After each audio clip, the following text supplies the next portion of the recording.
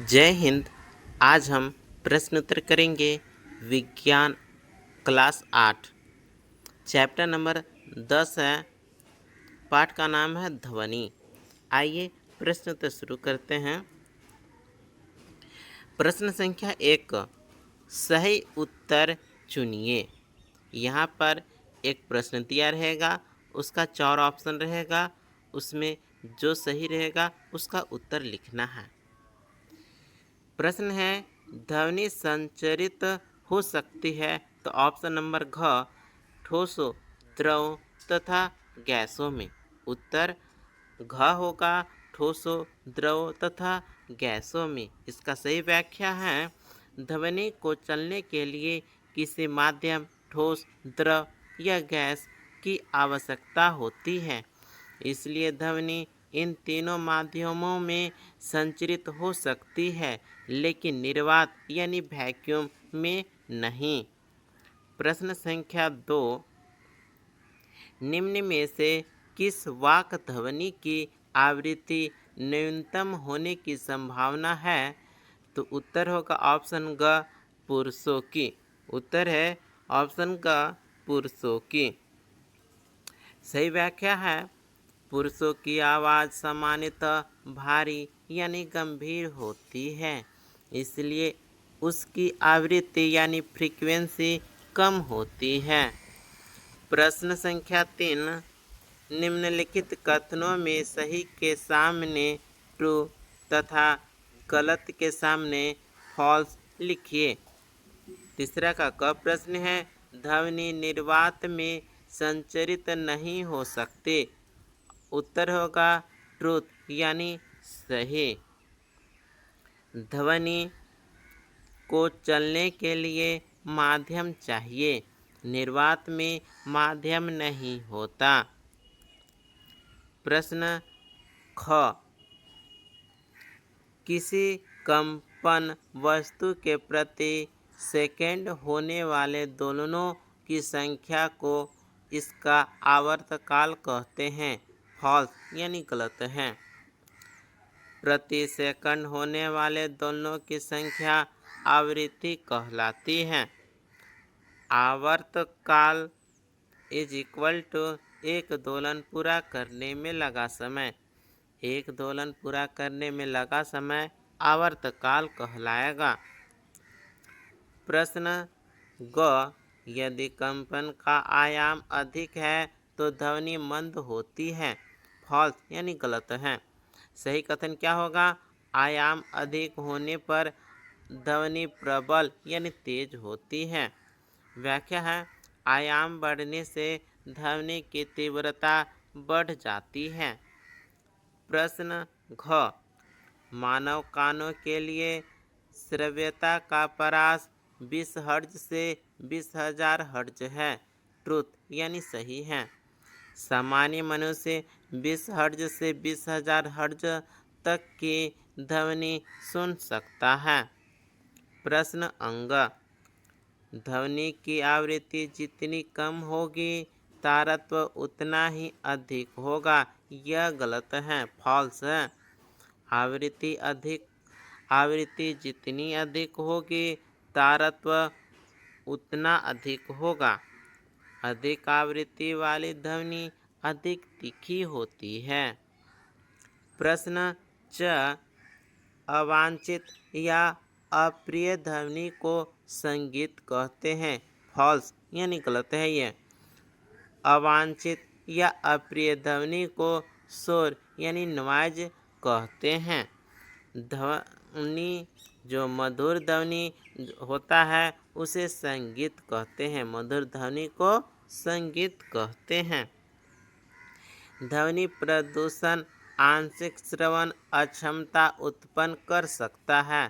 Truth यानी यह सही है।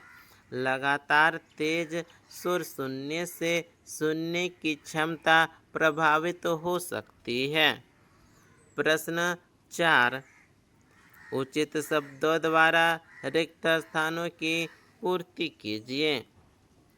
प्रश्न 4 का क प्रश्न है, किसी वस्तु द्वारा एक दोलन को पूरा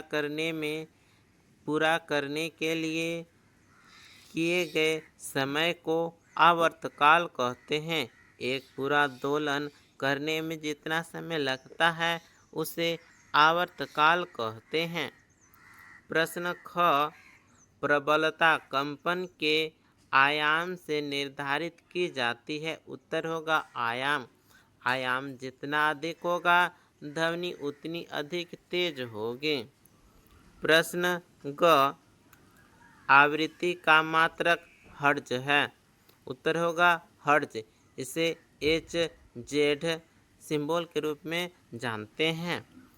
आवृत्ति को हर्ट्ज में मापा जाता है। प्रश्न घ, अवांछित ध्वनि को शोर कहते हैं। उत्तर होगा शोर। जो ध्वनि सुनने में अच्छी न लगे उसे शोर कहते हैं। प्रश्न अंग, ध्वनि की तीक्ष्णता कंपनों की आवृत्ति से निर्धारित होती है। उत्तर होगा आवृत्ति। अधिक आवृत्ति वाली ध्वनि अधिक तीखी होती है। प्रश्न 5, एक दोलन 4 सेकंड में 40 बार दोलन करता है। इसका आवर्तकाल तथा आवृत्ति ज्ञात कीजिए। तो यहाँ पर उत्तर होगा दिया गया है। समय कितना है 4 सेकंड, दोलन है 40। तो हम आवृत्ति निकालेंगे। आवृत्ति होगा,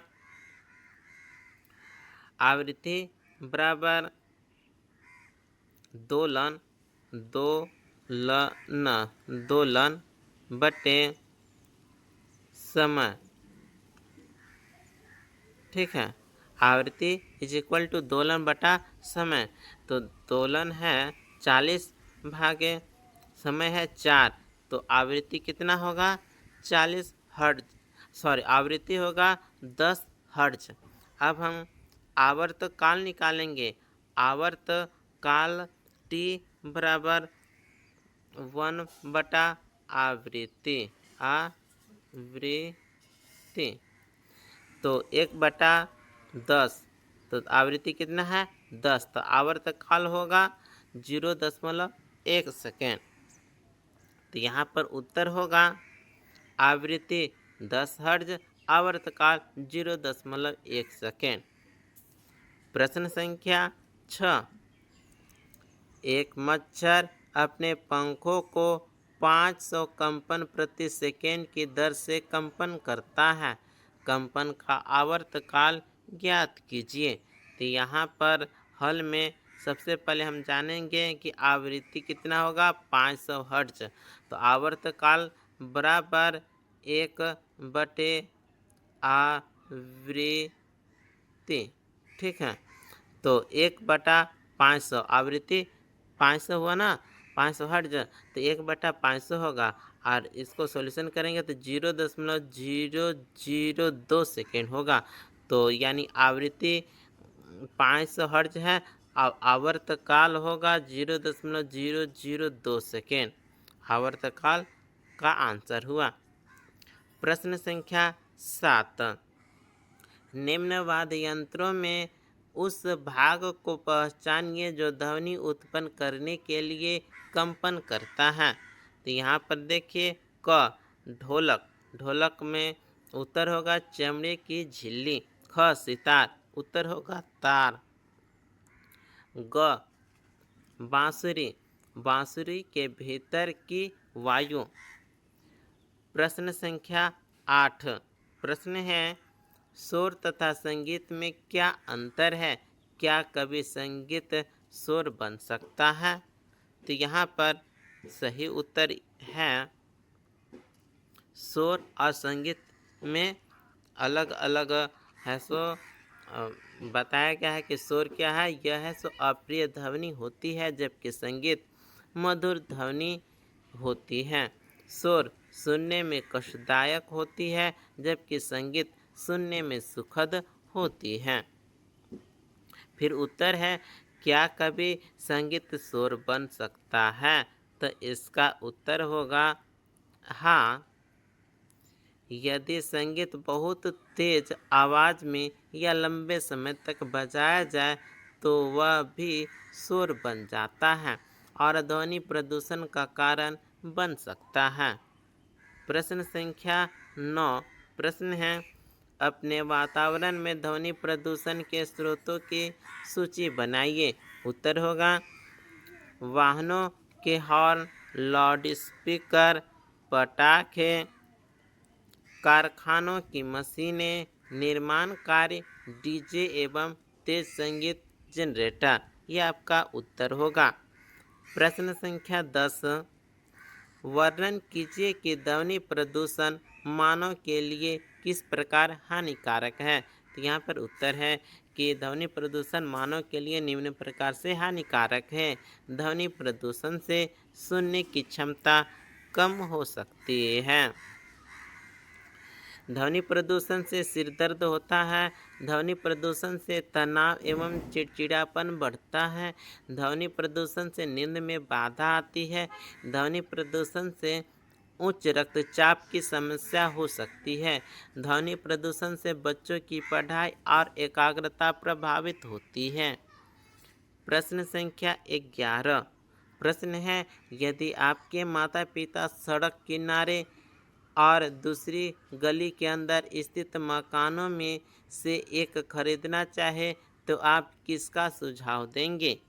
तो यहाँ पर उत्तर होगा मैं गली के अंदर स्थित मकान खरीदने का सुझाव दूंगा, कारण वहाँ ध्वनि प्रदूषण कम होगा, वातावरण शांत रहेगा, स्वास्थ्य अच्छा रहेगा और पढ़ाई एवं आराम में सुविधा होगी। इसके बाद है प्रश्न संख्या 12 प्रश्न है, मानव वाक यंत्र का चित्र बनाइए तथा उसके कार्य की अपने शब्दों में व्याख्या कीजिए। तो यहाँ पर प्रश्न 12 का सही उत्तर होगा मनुष्य के गले में स्थित स्वर यंत्र यानी लैरिंक्स में 2 वाक तंतु यानी वोकल कॉर्ड होते हैं। जब फेफड़ों से निकली हवा इन तंतुओं से होकर गुजरती है तो वे कंपन करते हैं और ध्वनि उत्पन्न होती है। जीभ, होठ एवं दांत मिलकर इस ध्वनि को स्पष्ट शब्दों में बदलते हैं।